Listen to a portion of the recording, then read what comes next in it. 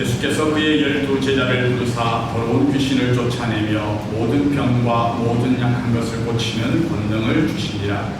12사도의 이름은 이러하니 베드로라 하는 시몬을 비롯하여 그의 형제 안드레와 세베대의 아들 야고보와 그의 형제 요한, 빌립과 바돌로메, 도마와 세리마테, 알페오의 아들 야고보와 다데오, 가나안인 시몬 및 가룟 유다 곧 예수를 한 자라. 예수께서 이 12를 내보내시며 명하여 이르시되 이방인의 길로도 가지 말고 사마리아인의 고을에도 들어가지 말고 오히려 이스라엘 집에 잃어버린 양에게로 가라. 가면서 전파하여 말하되 천국이 가까이 왔다 하고 병든 자를 고치며 죽은 자를 살리며 나병한 자를 깨끗하게 하며 귀신을 쫓아내되 너희가 거저 받았으니 거저 주라. 너희 전대에 금이나 은이나 동을 가지지 말고 여행을 위하여 배낭이나 두벌 옷이나 신이나 지팡이를 가지지 말라. 이는 일꾼이 자기의 먹을 것 받는 것이 마땅함이라. 아멘. 오늘 이 말씀을 가지고 제자로 부르시리라는 제목으로 은행하기를 원합니다. 우리 앞에 샤울 한번 인사하실까요? 사랑합니다. 축복합니다. 말씀에 은혜 받으시기 바랍니다. 또 우리 3주 동안 우리 단주자님이 안 계셨는데 열심히 연습하시고 3일 밤낮을 쉬지 않고 연습하시고 하셔서 귀한 찬양 들려주신 우리 찬양단에게도 감사의 박수 드립니다. 우리 목사님 이제 예배 때 마음 안 좋으셔도 됩니다. 남자가 세 분인데 왜 두 분만 안 좋으셔도 됩니까? 한 분은 본인 아까는 하기로 바쁘셔가지고 우리 이현희 집사님은 본인이 반주하시기 바빠서 이성민 집사님 걱정할 마음이 여유가 없었어요. 우리 세 분, 네 분이죠. 귀한 찬양해 주셔서 감사드리고 앞으로도 실력이 많이 늘었지 않습니까? 예, 앞으로도 특별한 귀한 찬양과 함께 섬김을 해주시면 좋겠습니다. 오늘 말씀 마태복음 10장 말씀입니다. 마태복음을 9장까지 예전에 하다가 중단되었었는데 10장부터 또 마태복음 말씀을 함께 나누도록 하겠습니다. 예수님께서 12제자를 부르셨습니다. 오늘 말씀을 보니까 12제자의 이름이 베드로부터 가룟 유다까지 기록이 쭉 되어 있지 않습니까? 제자란 누구를 얘기하는 겁니까? 무엇을 얘기할까요? 제자가 누구일까? 우리 교회에 나와 있는 사람들요, 교회에 나온 사람은 교회 등록을 하면 그건 제자라고 안 하고 뭐라고 합니까?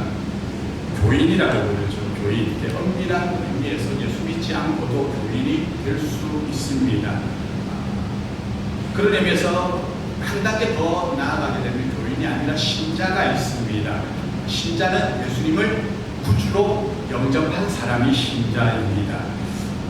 이 땅에서 하나님의 은혜로 살고 이 세상을 마쳤을 때에는 영원한 천국에서 주님과 함께 사는 사람이죠. 저와 여러분 어떤 사람입니까? 신자입니까? 예, 신자 맞습니까? 아멘. 그런데 우리가 또 신자에 머물러서도 안 되고 더 나아가면은 제자가 있습니다. 제자는 뭡니까? 신자에서 한 걸음 더 나아가는 겁니다. 예수님을 믿어서 구원받은 것에서 이제는 나를 구원하신 그 주님을 사랑하면서 주님을 따라가는 삶, 십자가를 지고 주님을 따라가는 삶, 주님을 닮아서 인격이 아름다울 뿐만 아니라 또 우리에게 주어진 사명에 충실한 삶, 그것이 바로 제자입니다. 저와 여러분이 예수님의 제자로서의 삶을 살아가시기를 축원합니다. 아멘. 우리 옆 사람에게 얘기해 줍시다. 제자가 됩시다. 아멘. 예, 제자가 되고 나면 예수님께서 12제자를 선택한 다음에 뭘 하시니까? 그 다음에 사명을 주셨습니다. 할 일을 맡기신 겁니다. 사명을 주셨다고 하니까 교회에서 목사나 장로, 권사, 교사, 찬양대원, 복음을 전하는 자, 이런 사람들을 우리가 사명이라고 생각하기 쉬운데 우리는 다 하나님께로부터 사명을 받은 자입니다.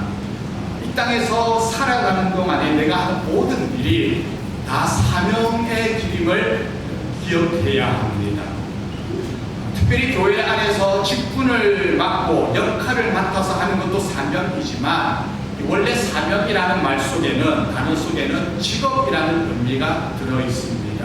내 직업 속에서 나를 부르신 하나님의 뜻을 알고 그 사명을 이루어가는 것입니다. 여러분의 직업이 무엇입니까? 어떤 분은 간호사로 부름을 받은 사람도 있고, 또 회사에, 또 비즈니스의 사장으로 부름을 받은 사람도 있고, 회사원으로, 공무원으로 부름을 받은 사람도 있습니다. 그러면 왜 나를 그 자리로 부르셨습니까? 그 자리가 바로 나의 사명의 자리, 소명의 자리입니다. 간호사로 일하면서 환자들을 돌보고, 돈업 가게를 하면서 장사를 하고, 옷을 팔고, 가정주부로서 또 그 속에서 하나님이 나를 부르셨음을 우리는 알아야 합니다. 저와 여러분 다 사명자인 줄 믿으시기 바랍니다. 주님께서 우리를 사명자로 불러주셨습니다. 콜링이라고 그러죠. 내가 하는 일, 내가 하는 직업 속에서 하나님의 영광을 우리는 드러내야 합니다. 모두가 목사가 될 필요는 없고요. 모두가 교회 안에서만 일할 수도 없습니다. 만약에 그렇다면 우리는 세상과 동떨어지게 되고 세상을 변화시킬 능력이 없어지게 됩니다. 물론 우리가 이 안에서도 각자 맡은 일과 역할을 감당해야 됩니다. 그런데 더 중요한 것은 나가서 가정에서, 학교에서, 직장에서, 사회에서 우리가 하나님의 사명자로서 제자로서의 삶을 살아가는 것입니다. 그러면 사명이 무엇일까? 오늘 예수님께서 제자들에게 사명을 주시는데 5절 말씀입니다. 함께 같이 읽어보겠습니다. 시작. 예수께서 이 12를 내보내시며 명하여 이르시되 이방인의 길로도 가지 말고 사마리아인의 고을에도 들어가지 말고. 예수님께서 12를 부르시고 사명자로, 제자로 부르시고 그리고 사명을 주시고 내보내셨습니다. 부르신 다음에 내보내는 과정이 있습니다. 이들을 12제자라고 했는데 2절 말씀해 보니까 또 12사도라고 또 표현을 했습니다. 사도라는 말 자체가 어떤 말인가 하면 아포스톨로스라는 말로서 보냄을 받는다, 보내어진다라는 뜻이 있습니다. 제자로서 부름을 받고 그리고 사도로서 세상에 파송되어지는, 보내어지는 사람입니다. 우리가 주일이 되면 예배를 드리기 위해서 이곳에 나옵니다. 주일 예배가 뭘까요? 우리가 소명이라는 의미에서 볼 적에 하나님의 부르심에 응답해서 나온 것입니다. 주님의 부르심 안에 거룩한 예배 자리로 나오는 거죠. 내가 오고 싶어서, 내가 하고 싶다고 해서 오는 것이 아니라 주님의 초청에 우리가 응답해서 이 자리에 나오는 겁니다. 그러면 이 예배가 끝나고 나면 어떻게 될까요? 하나님은 또 우리를 내보내십니다. 세상을 향하여 파송을 하는 겁니다. 가라! 세상에 가서 이렇게 살라! 가서 승리하며 영광을 드러내며 살아라! 우리를 파송시키는 겁니다. 그런 면에서 우리는 제자로 부르심을 받아 예배드리고 또 파송을 받아 세상 속에서 사도로서 살아가는 것. 사도라고 얘기하면 약간 오해 소지가 있어요. 우리가 사도는 아니지 않습니까? 예, 사도는 아닌데 그런 속성을 가진다는 겁니다. 사도는 예수님의 12사도, 또 바울사도 같은 사람들을 얘기하고 제자는 우리 모두가 예수님의 제자입니다. 주님이 성도들이 교회 안에서만 모여서 우리끼리만 교제하고 우리끼리만 은혜 받고 여기가 천국이네 하기를 원치 않으십니다. 교회 안에서는 아름다운 교제와 상임이 있고 이 안에서 우리가 주님의 영광을 위한 일도 있지만 예배가 끝나면 어떻게 되는지까 세상으로 내보내시는 거예요. 파송하시는 겁니다. 우리가 교회 안에서 머무는 시간하고 세상에서 머무는 시간하고 어디가 많습니까? 어디가 더 중요할까요? 대부분의 시간은 가정에서, 직장에서, 사회에서, 세상에서 보내게 됩니다. 그 시간이 어떻게 보면 더 중요한 삶의 예배가 되는 거죠. 이 세상에서 파송받은 자로서 우리가 어떻게 살아갈 것인가? 삶의 목적이 다 있습니다. 5절 6절 말씀에 다시 한번 읽어보시면 함께 다시 읽어볼까요? 시작. 예수께서 이 12를 내보내시며 명하여 이르시되 이방인의 길로도 가지 말고 사마리아인의 고을에도 들어가지 말고 오히려 이스라엘 집에 잃어버린 양에게로 가라. 이방인에게도 가지 말고 사마리아에게도 가지 말고 이스라엘에 가서 복음을 전하라는 겁니다. 그러면은 이방인이나 사마리아 사람들은 복음을 전하지 말라는 말인가? 이스라엘만 복음을 전하라는 소리인가? 예수님도 역시 민족주의 이스라엘 사람으로서의 어떤 편견을 가지고 이방인을 차별하는 것인가라는 생각할 수도 있습니다. 오해하기 쉽습니다. 이 말씀은 그런 뜻이 아니죠. 나중에 예수님이 부활하시고 난 다음에 마태복음의 마지막 장면에 보면은 승천하시면서 제자들에게 뭐라고 말씀하십니까? 28장 19절입니다. 함께 시작. 그러므로 너희는 가서 모든 민족을 제자로 삼아 아버지와 아들과 성령의 이름으로 세례를 베풀라. 어떤 민족으로 제자를 삼으라고요? 모든 민족으로. 앞에 같은 마태가 썼는데 앞에는 이스라엘에게로 가라라고 얘기하고 이방인에 가지 마라. 그런데 뒤에는 모든 민족에 가라. 뭔가 앞뒤가 안 맞는 모순인가 싶기도 하죠. 사도행전 8장에 또 이렇게 얘기합니다. 함께 읽습니다. 시작. 오직 성령이 너희에게 임하시며 너희가 권능을 받고 예루살렘과 온 유대와 사마리아와 땅 끝까지 이르러 내 증인이 되리라. 아멘. 가서 복음을 전하는데 어디로 가라고요? 예루살렘과 유대와 이스라엘을 전하되 그리고 사마리아와 땅 끝까지 가서 복음을 전하라는 겁니다. 주님은 분명히 사마리아와 땅 끝 이방인에게도 가서 복음을 전하라는 비전을 주셨습니다. 그런데 여기서는 이방인과 사마리아에는 가지 말라고 하셨잖아요. 왜 그러셨을까? 이 말이 이방인들은 복음을 들어서는 안 된다는 뜻이 아닙니다. 그러면 왜 가지 말고 이스라엘 집으로 가라고 하시는가? 구약에서부터 예언되어진 메시아, 그 메시아가 오셔서 구원하실 거라고 했는데 그 예언되어진 메시아가 예수님이라는 사실을, 예수님이 메시아로서 왔다는 사실을 이스라엘에게 먼저 전하라는 겁니다. 그래서 예수님이 그리스도라는 사실을 확증하는 의미에서 이스라엘에게 먼저 가서 복음을 전할 것을 명하시고 계시는 겁니다. 이스라엘을 특별히 사랑해서가 아닙니다. 이스라엘이라는 민족이 구약에서는 하나님의 택한 민족이었지만 그러나 신약에 와서는 이들이 특별하거나 여전히 이들만 선택된 민족이라서 이스라엘에게 가라는 것이 아니라 순서상 이들에게 먼저 예수님이 메시아라는 사실이 사람들에게 공증이 된 다음에 그리고 그 복음이 이방 땅으로 퍼져나가게 하라는 것입니다. 그리고 실제적인 문제로서도 제자들은 이제 막 부르심을 받았어요. 그들이 아직은 땅 끝까지 이방에까지 나갈 능력이 안 되고 여건이 안 됩니다. 시기상조입니다. 지금은 훈련받아야 되고 이스라엘과 그 주변에서부터 시작해야 합니다. 훈련받은 다음부터는 땅 끝까지 또 모든 열방이 주께 돌아오게 하시는 비전을 하나님이 주시는 것입니다. 그러나 지금은 우선은 주변에서부터 이스라엘 민족부터 복음을 전하는 일을 하게 하신 것입니다. 우리가 제자로서 부름을 받았고 또 사도로서 세상 가운데 살아가게 되는데 우리도 복음을 전하는 사명을 받았습니다. 믿으십니까? 누구에게 그러면 다가가야 합니까?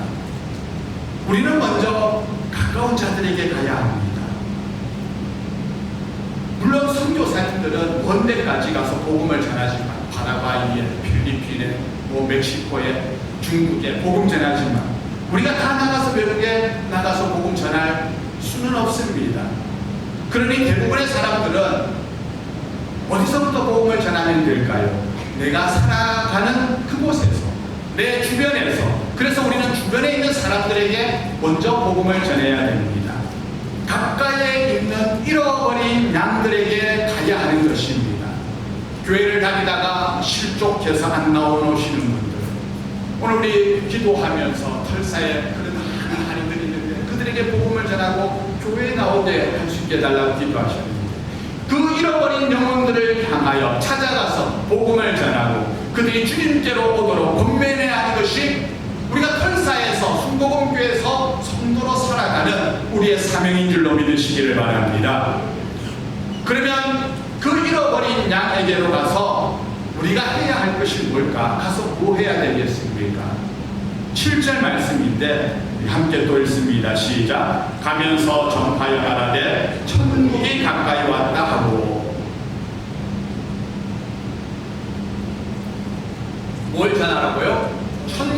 가까이 왔다는 것을 전파라는 겁니다. 천국이 가까이 왔다.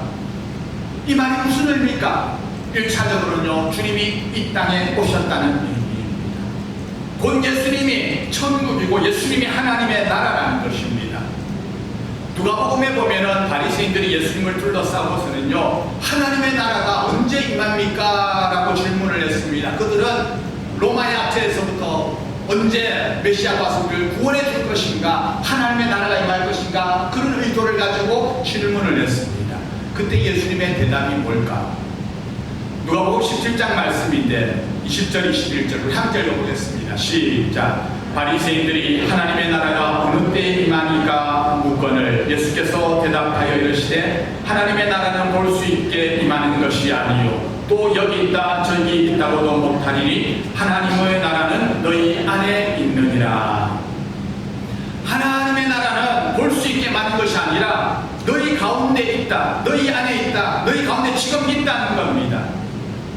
바리새인들은, 유대인들은 하나님의 나라가 속히 임해가지고 그 로마의 압제로부터 우리를 구원하시고 정치적으로 군사적으로 완전한 자유를 얻게 하는 눈에 보이는 그런 하나님의 나라를 원했습니다. 그런데 예수님은 하나님의 나라가 그렇게 임하는 것이 아니라 그러면서 뭐라고요? 지금 너희 가운데 있다는 겁니다. 바리새인 가운데 지금 누가 있습니까? 예수님이 거기 계십니다. 하나님의 나라가 너희 안에 있다는 말은 예수님이 이 땅에 오신 것 자체가 하나님의 나라가 임한 것이라는 선언적인 말씀입니다. 예수님이 이 땅에 오심으로 하나님의 나라는 이미 임한 줄 믿으시기를 바랍니다. 하나님의 나라라고 하는 것이 미래에 우리가 가게 될 장소적인 그런 곳으로만 임하는 것이 아니라 오늘날 예수 그리스도를 왕으로 모시고 그분의 통치를 받아들이는 모든 사람의 삶과 그 공동체 속에 이미 하나님의 나라는 임한 줄 믿으시기를 바랍니다. 그리고 또 주님께서 이 땅에서 하시고자 하는 일이 뭘까? 아버지의 뜻이 이 땅에서 이루어지기를 원하셨습니다. 그 아버지의 뜻은 뭘까? 이 땅에 하나님의 나라를 이루는 것입니다. 그러니 예수를 믿는 저와 여러분, 우리의 사명 또한 무엇인가? 이 땅에 하나님의 나라가 임하게 하는 것입니다. 내 삶 가운데 이미 하나님의 나라가 임했고 또 나를 통하여서 이 땅에 하나님의 나라가 임하게 하는 것, 내 주변에서부터 하나님의 나라를 만들어가는 것이 바로 저와 여러분의 사명인 줄 믿으시기를 바랍니다. 그래서 예수님이 이 땅에 오시면 하나님의 나라가 임하는 것, 천국이 오는 것입니다. 여러분에게 예수님이 임하셨습니까? 임하셨습니까? 그렇다면 하나님의 나라는 당신에게 임한 겁니다. 찬양 중에 있잖아요. 주 예수와 동행하니 그 어디나 뭐라고요? 하늘나라. 예수님이 임한 곳, 예수님이 계신 그곳이 하나님의 나라입니다. 하나님의 나라가 내게 임한다는 것은 바로 내가 예수님을 영접하는 것입니다. 그러면 예수님과 함께 하나님의 나라가 내 안에 임하게 되는 것입니다. 그분과 함께 천국이 이미 내 속에 임한 줄 믿으시기를 바랍니다. 이것이 바로 예수 믿는 우리 그리스도인들의 고백이어야 됩니다. 그리고 더불어서 예수 믿는 사람들은 내가 있는 자리를 뭘로 만들어 가야 되는가? 천국으로 만들어 가야 됩니다. 하늘나라 만드는 사람이 바로 저와 여러분입니다. 그래서 내 주변에서부터 하나님의 나라를 만들어가는 것, 이것이 바로 제자로서 또 사도로서 부름을 받고 파송을 받은 우리의 사명입니다.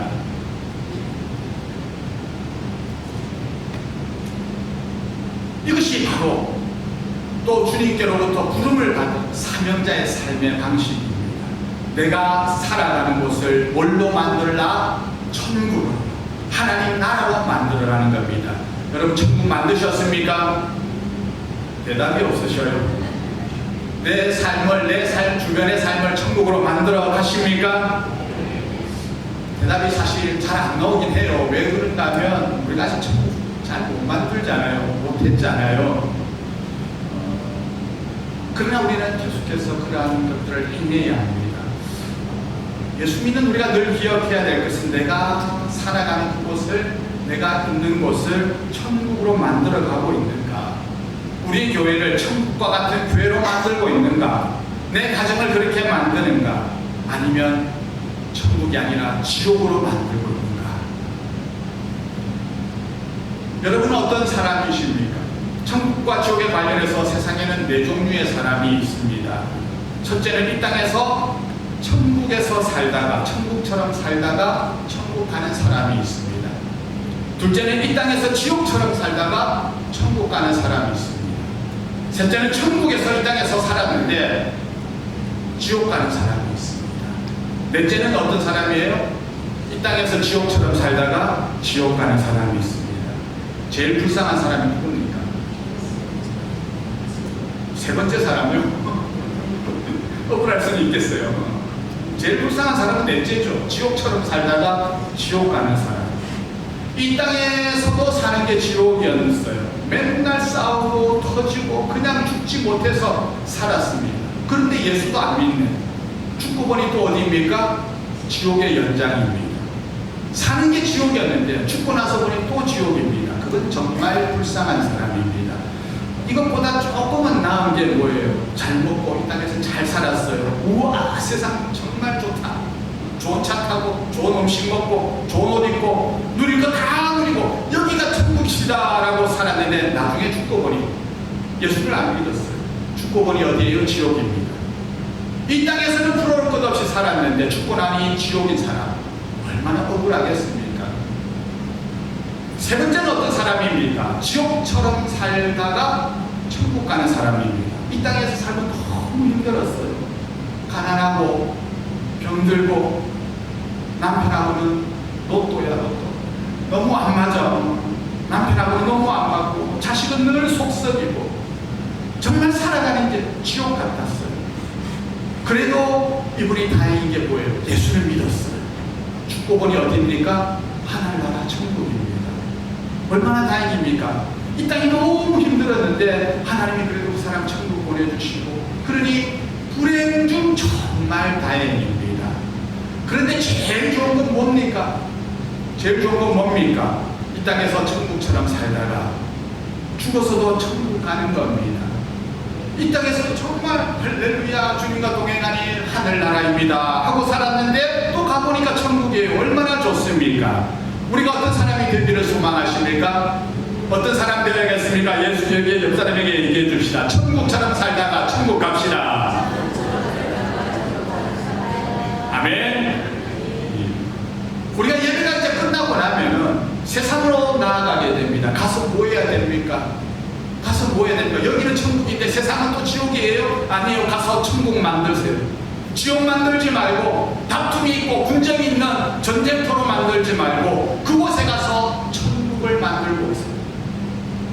그러니 우리가 이 땅에서 천국의 삶을 살기 위해서 노력을 해야 됩니다. 어떻게 그러면 그곳에서 저 세상에서 천국 만들고 살아갈 수가 있을까? 예수님이 몸소 보여주셨어요. 자신을 낮추시고 겸손하게 하시고 섬기고 참으시고 용서하고 사랑은 오래 참고 온유하고 겸손하고 성내지 아니하고 천국 만드는 법을 성경에서 이미 다 알려주셨습니다. 예수님께서 제자들을 파송하시면서 가서 뭘 하라고 얘기하셨는가 하면 11절 12절 말씀인데요. 우리 함께 읽어보겠습니다. 시작. 어떤 성이나 마을에 들어가든지 그 중에 합당한 자를 찾아내어 너희가 떠나기까지 거기서 머물라. 또 그 집에 들어가면서 평안하기를 빌라라고 얘기하고 있습니다. 여기서 말하는 평안하라, 평안하기를 빌라, 어떤 의미일까? 단순히 그 사람의 마음이 불안하지 않고 차분해지고 염려금신 없어지고 고요한 그러한 마음의 평안을 얘기하는 것일까? 예수님이 제자들에게 평안을 주노라고 말씀하셨습니다. 평안을 너희에게 끼치노니 곧 나의 평안을 너희에게 주노라. 내가 너희에게 주는 것은 뭐와 같지 않다고요? 세상이 주는 것과 같지 않다고 말씀하셨습니다. 주님께서 말씀하시는 평안의 실체는 뭘까? 주님께서 이 말씀하신 다음에 뭐 하셨냐면요, 갈보리 언덕에 십자가 지러 가셨습니다. 평안을 빌라고 하는 말이 그냥 마음에 염려 근심 없고 단순히 내 마음은 평안합니다라는 그런 평안이 평안이 아니라 십자가를 지심으로써 영혼을 살려내는 그런 평안입니다. 예수님이 십자가 희생의 제물이 되어서 죽으심으로 절망 가운데 죽을 수밖에 없던 영혼이 다시 살아나고 회복하는 영혼의 본질의 평안을 말씀하고 계십니다. 예수님이 평안, 그 평안을 주시고 십자가 지러 그 길로 가신 거예요. 우리가 그렇게 예수님을 닮아가야 됩니다. 그 길을 따라가야 됩니다. 똑같이 우리가 세상에서 성공하기 위해서 막 무한 경쟁하고 이기적인 머리로 살아가고 얍삽하게 굴고 세상적인 성공을 위해서 편법 쓰고 빼앗고 짓밟고 그렇게 해서 성공했다 친들 그 속에는 진정한 천국의 평안이 임하지 않습니다. 세상이 그런 우리를 보고 하나님의 나라 천국 생각지도 않습니다. 예수 믿어도 뭐 안 믿는 사람이랑 다 똑같네, 예수쟁이들 별거 없네, 이런 소리 합니다. 우리가 세상을 향하여서 복음을 전해야 되는데, 잃어버린 양을 찾아오게 만들어야 되는데 어떻게 할까? 예수님이 누구시고 하나님이 어떤 분이신지 말한다고 해서 세상이 그걸 들을까요? 오늘날에는 그러지 않습니다. 이미 그들은 다 너무나 많이 들었습니다. 백날 그래봐야 세상이 걸려오지도 않고 그런 우리에게 매력을 느끼지도 않습니다. 어떨 적에 그들이 그러면 정말 주님께로 돌아올 수 있습니까? 우리가 정말 예수님 닮아서 손해를 보더라도, 또 내가 애매하게 억울한 일을 당해도 원수 안 갖고, 때로는 바보처럼 볼 때, 저 바보 같은 사람들, 그런 소리를 들을 때, 그렇지만 그들 속에는 어떤 생각이 들까요? 야, 저 사람들 도대체 뭐지? 진짜 예수 믿는 사람들이네. 저 사람들을 보면 천국이 있긴 한가 봐. 그렇게 우리가 천국을 전하면서 살아가야 됩니다. 하나님 나라를 그렇게 만들어 가야 됩니다. 그런데 조금 누가 건드리기만 하면 눈을 핑 하고 혈기면서 왜 날 건드려? 날 뭘 보고? 이렇게 반응하면 천국은커녕 우리 자신이 어떻게 이 멀고 험한 순례의 길을 하나님의 자녀로서 살아갈 수가 있겠습니까? 오늘 우리가 또 이 말씀을 끝나고 나면은 어디로 나아간다고요? 세상을 향하여 파송받아 나아가는 겁니다. 그곳에서 뭘 만들라고요? 하나님의 나라를 만들어 가야 됩니다. 한 주간 세상 속에서 살아갈 때 내가 살아가는 모든 삶의 영역에서, 가정에서, 직장에서, 또 뭐 사회에서, 공동체 속에서, 교회에서 정말 내가 예수님 닮아서 섬기고 손해보고 희생하고 그럼으로써 내가 있는 곳에서 하나님의 나라를 만들어가는, 천국으로 만들어가는 그런 순종의 삶이 되어주시기를 우리 주님의 이름으로 축원합니다. 아멘. 우리 함께 찬양하며 나아가겠습니다.